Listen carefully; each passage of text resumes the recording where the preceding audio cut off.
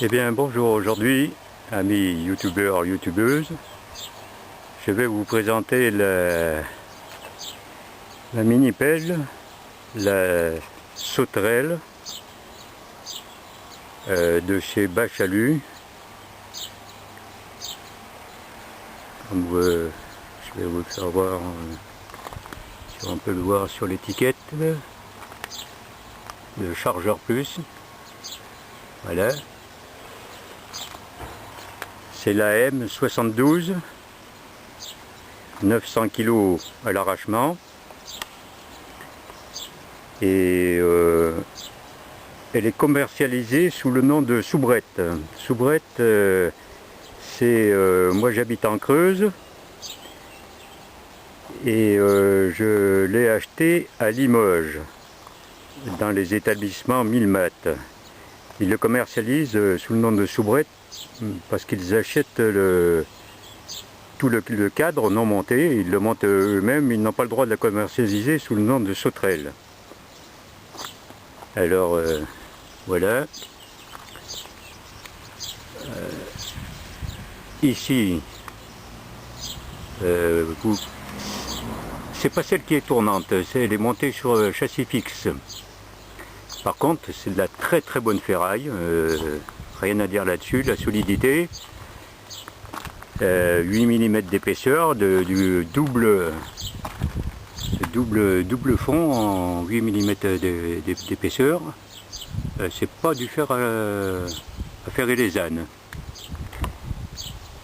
Alors moi sur cette machine j'ai quand même fait des modifications, pas mal de modifications.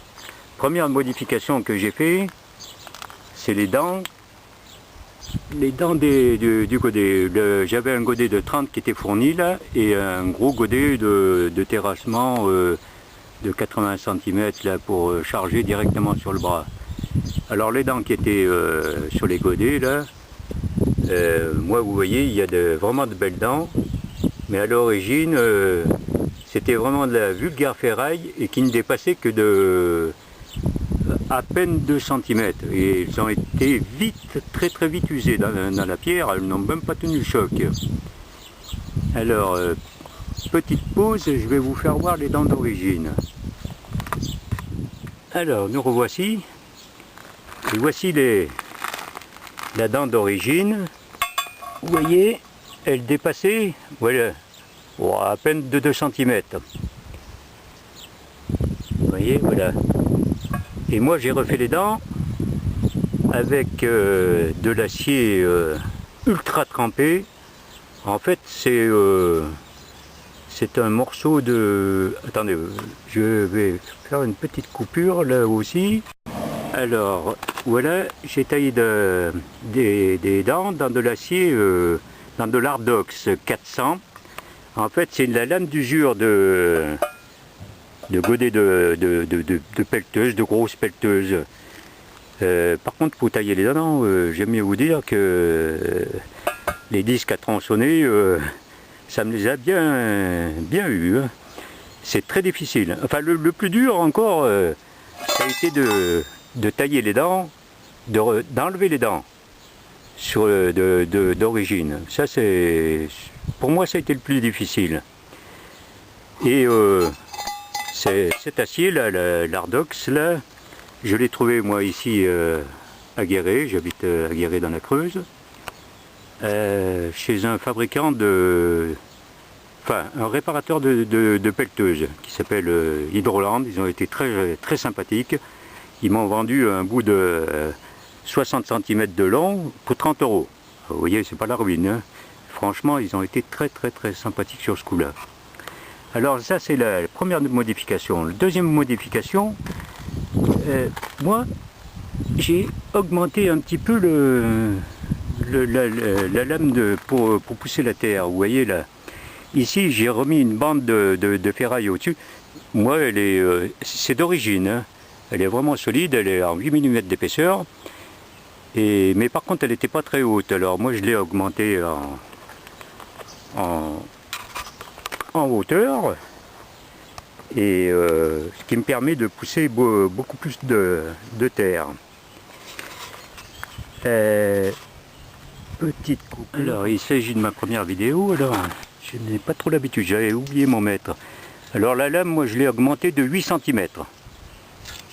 Ce qui fait que maintenant j'ai un très bon... et je peux vous dire que ça pousse vraiment... là c'est vraiment du costaud. Alors que dire sur cette pelleteuse, moi j'en suis très content. Ça fait son travail, mais vous attendez pas à déraciner un chêne qui a 100 ans avec, hein, bien sûr. Mais pour faire des tranchées, des petits travaux, c'est vraiment l'idéal. Pas mal de... Alors, une autre modification que j'ai fait, parce que moi, je suis pas très grand, je mesure 1,63 m, je me suis fait des marchepieds. Alors simplement avec, vous voyez, de la ferraille plate, du fer plat.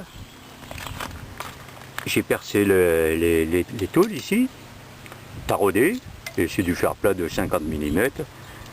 Ça c'est de la tôle alu que j'ai trouvé au rayon bricolage, qui est vendue en 50 cm de longueur. Non, c'était 1 mètre de longueur. Par 20 cm de largeur. J'ai pu tailler mes deux marchepieds. Alors voilà une des autres modifications. Une autre grosse modification que j'ai fait, c'est l'arrière de la pelleteuse. Elles sont à la fois lourdes pour leur poids, mais enfin légères quand on pelte, quand on accroche dans la terre, c'est un peu léger, on a tendance à basculer à l'avant. Et pour beaucoup plus de confort, voilà ce que j'ai fait là. Moi, j'ai rallongé l'arrière avec du fer plat de 50 mm. Ici, je ne sais pas si on voit bien, ici c'est déportable. Vous voyez, il y a un écrou papillon là, on peut rallonger. Là il est au maximum. Mais quand on veut la charger dans la remorque, on réduit la largeur, on le repousse à l'intérieur là. Il suffit de dévisser les papillons. Vous voyez les fixations là, voilà, c'est simplement un bout de fer plat avec deux boulons, une petite entretoise dessous. Deux boulons pour tenir. Et on repousse le tout. Ce qui fait que ça ne gêne pas, ça ne dépasse pas du moteur après. Et là, à l'arrière, j'accroche un bac en ferraille que j'ai fabriqué. Alors, voilà, je vais essayer de vous présenter le bac là. Ici, on l'accroche. Ici, il y a des pattes. Il y a des pattes coudées, simplement, qui ont été soudées là. Et je l'accroche ici. Comme ça. J'ai deux clavettes qui viennent derrière pour la sécurité, pour pas que ça se sauve. Voilà.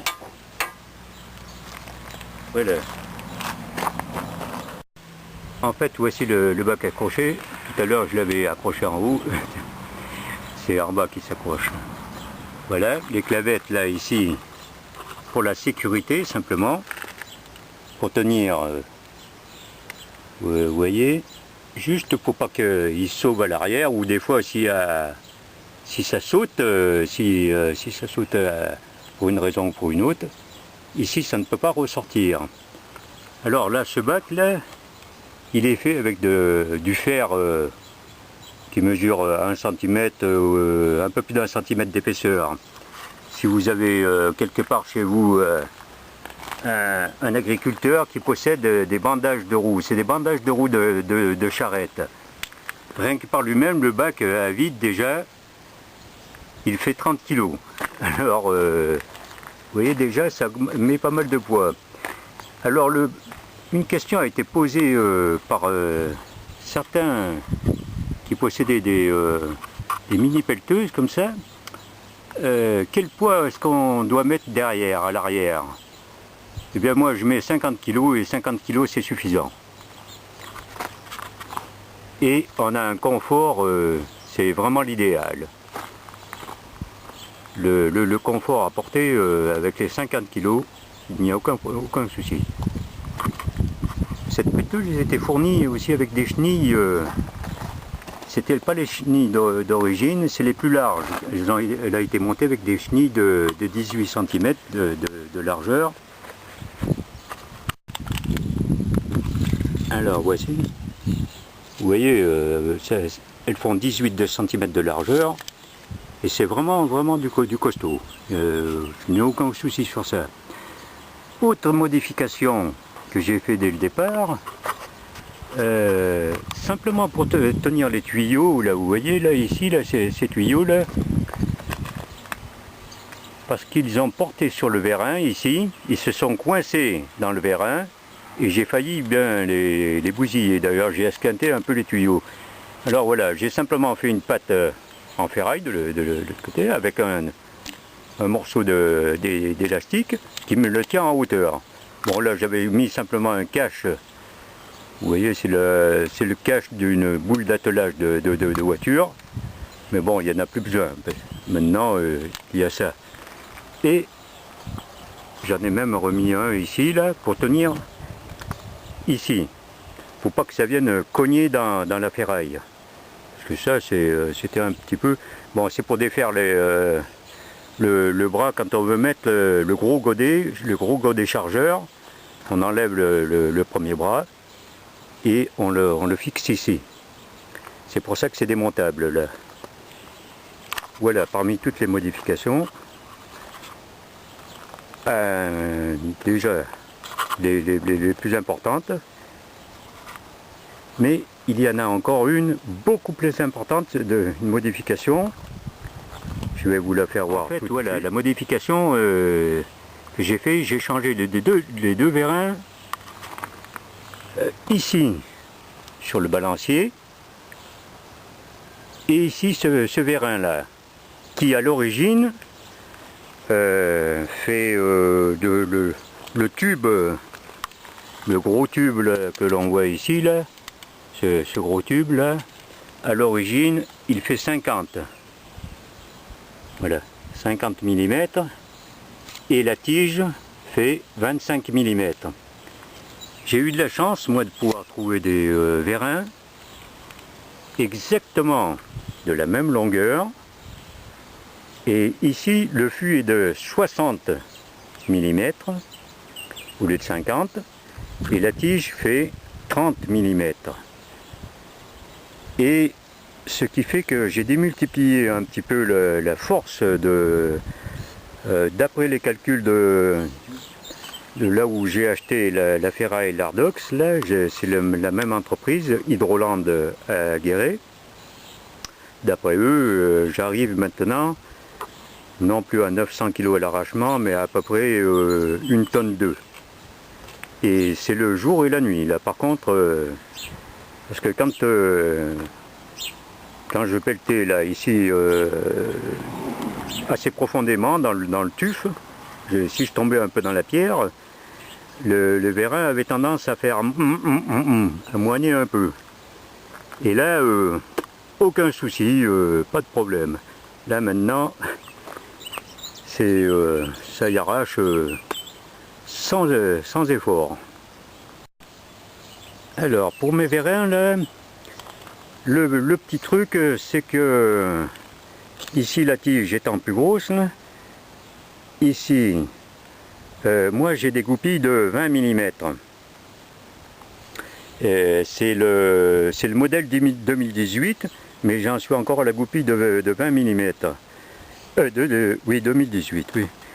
Et la goupille de 20 mm. Et là, c'est pour recevoir des 25 mm. Alors j'ai simplement mis un tube, vous voyez, un simple tube dedans qui me sert d'entretoise. Alors bien sûr quand ça tombe pas juste, faites comme moi,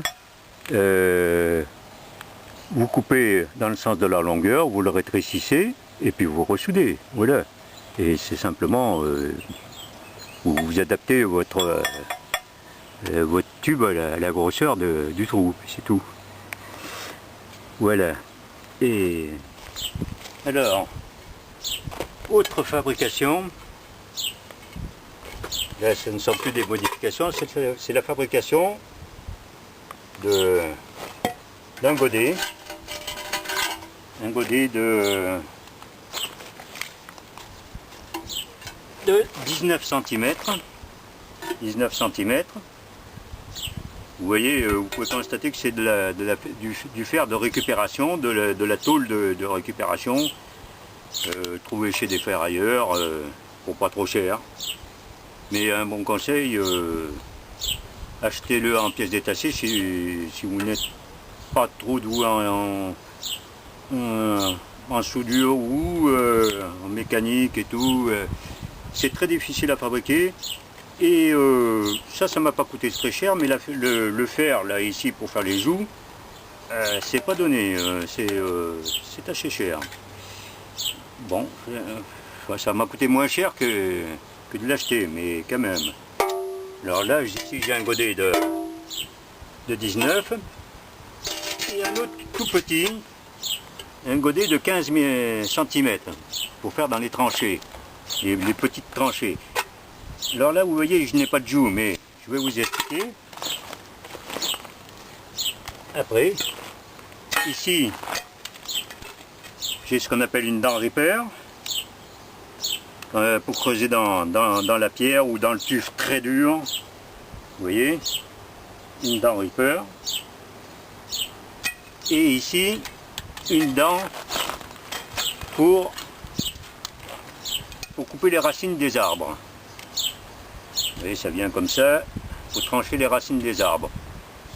Fait avec du fer plat, du fer acéré quand même, hein, c'est du bon acier. Voilà. C'est fait avec deux morceaux d'acier. Un morceau d'acier de cette largeur, un autre morceau d'acier derrière, plus épais. Voilà. Et là, je vais vous faire voir. En fait, ce que j'ai fait, ici, le godet, la dent ripper et l'autre dent là, de décrotage. Voilà, je me suis fait une joue démontable. En fait, cette partie se démonte. Je vais vous la démonter. Je vais vous faire voir. Une petite voilà. Ici, vous voyez là, la platine ici, elle est fixée par 4 boulons. 4 boulons qui se trouvent ici. C'est assez lourd à manipuler. Simplement là, je ne sais pas si je vais y arriver à vous le faire voir. Hein. Voilà, ici. Un boulon, voilà, là, et à l'intérieur 2 autres boulons, là, voilà, et une fois démontée, cette platine, voilà ce que ça donne. Alors, voilà, ici on peut monter l'autre godet. Il suffit de... Alors, sur l'autre godet, je dévisse l'écrou. Les écrous, enfin il y en a 4 écrous. Voilà.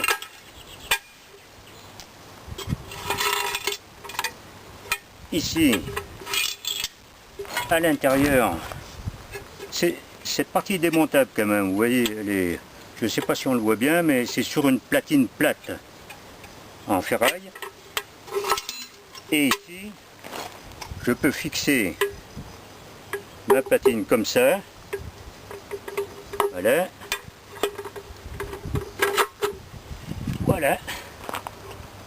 Voilà mon godet monté. Voilà. Il me suffit de revisser les écrous là derrière. Là, les 4 écrous. 2 là à l'intérieur, 2 ici là. Et voilà. Ainsi, j'ai une platine pour plusieurs plusieurs choses qui peuvent me servir pour la dent. Voilà. Pour la dent. Le voilà monté. Enfin monté. Provisoire comme ça. Pour cette dent. Pour la dent qui coupe. Ici j'ai rajouté à l'arrière 2 boulons qui sont soudés dessus, qui viennent s'emboîter derrière la platine, comme ça, là, et ensuite je monte mes boulons, voilà, mes 4 boulons, ici, voilà, le deuxième boulon, les 2 autres boulons à l'intérieur, et voilà mon autre dent, voilà. Comme ça, on n'a pas besoin d'acheter tout un tas d'appareils.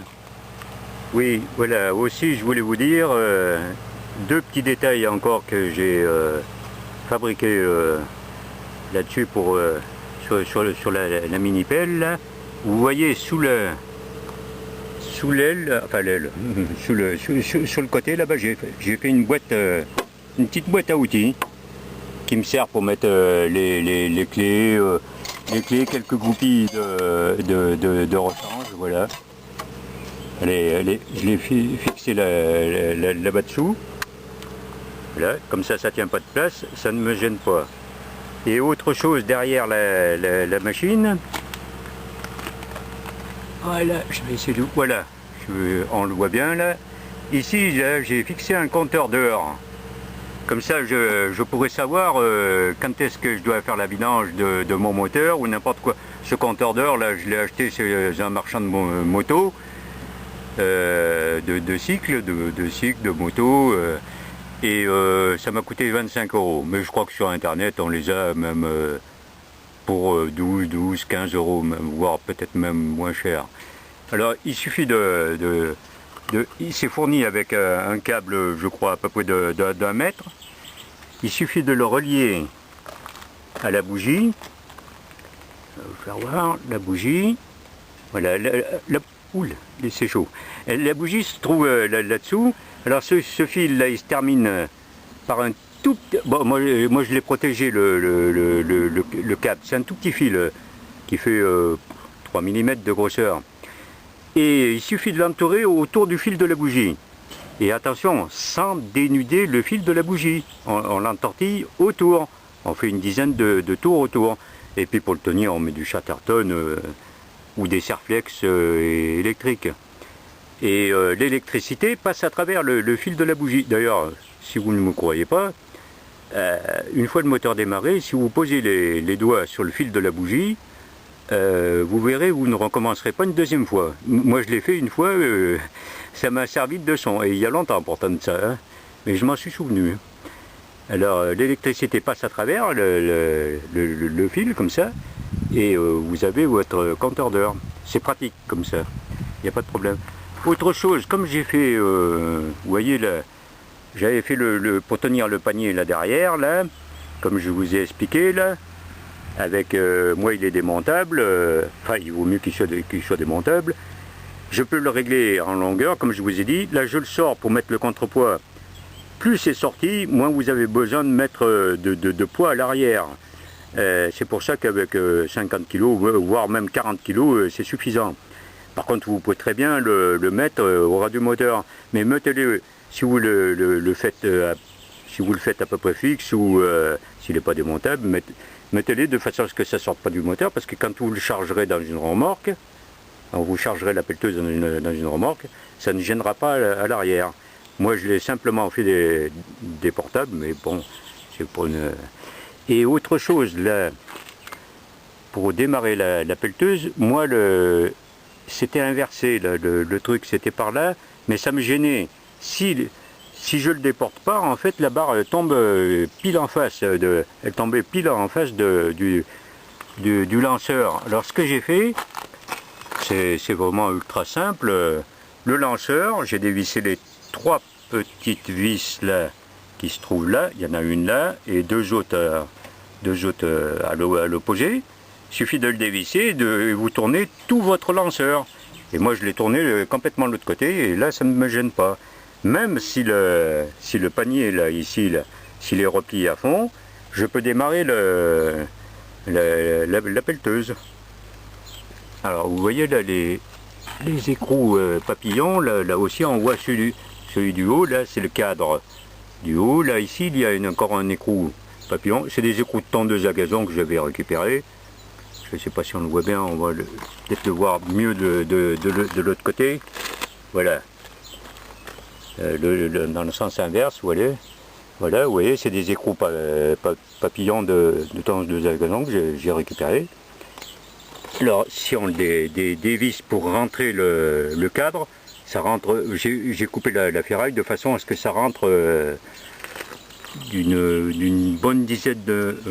Non, ça doit être 15 cm à peu près. Ça doit rentrer. Ce qui fait qu'après le porte-panier ne me gêne pas après. Alors c'est fait avec de la ferraille de 8 mm d'épaisseur. Ça a intérêt à être costaud, hein, parce que pour supporter quand même le poids et puis avec les vibrations, bon, il vous faut pas de la simple tôle, mais moi ça fait 5 cm de largeur par 8 mm d'épaisseur. Si vous avez un petit peu moins, si c'est du 40, ça sera suffisant. Hein. Ne vous inquiétez pas pour ça. Voilà, je pense qu'avoir fait le tour à peu près de ma machine et à peu près toutes les petites modifications que j'ai apportées. Alors, les amis, je vous dis à la prochaine peut-être pour un prochain tuto. J'essaierai d'être un peu plus précis, c'est ma première vidéo. Alors pour une première vidéo, j'ai certainement oublié des petites choses et tout, j'ai un peu bafouillé. Je n'ai pas d'habitude. Voilà, allez, au revoir les amis. Voilà, c'était Papy la Bricole de La Creuse, 23 000 La Creuse. Au revoir.